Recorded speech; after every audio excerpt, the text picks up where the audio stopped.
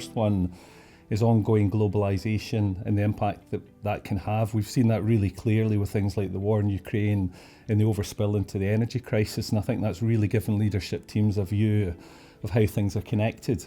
Another one coming out of that, I think, is that just now we're in an interesting position where we've got a lot of businesses trying to grow, but we're in a position where financing costs have moved up, cost to capital is getting more intense, and I think organisations are starting to have to think about, how do I find the skills to deliver my business strategy? How am I going to grow them? How am I going to build them? Am I going to have to get creative about building a case to import and innovate? So much going on for Chief People Officers and CHROs at the moment. I do have so much admiration for everything that they're having to cope with and all the challenges and everything that's expected of them.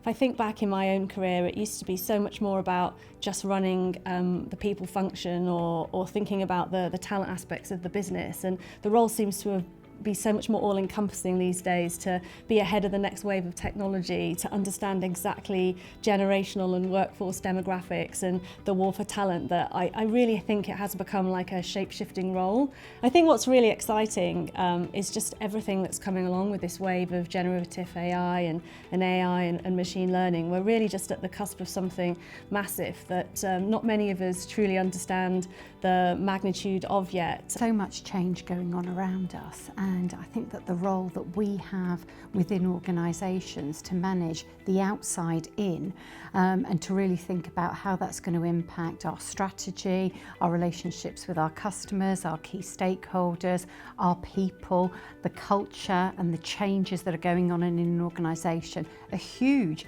and we play a crucial part as members of the top team to really help shape the strategy, the culture and our ways of working. The big macro trend that we're all seeing is there's a decline in the working age population, so there's going to be fewer workers, right? And we can see in developed nations it's almost dropping off a cliff in the coming decades. So it's going to get more and more difficult to get the right talent, to find people to work in an organisation. And the Chief People Officer needs to come up with a strategy to overcome that challenge.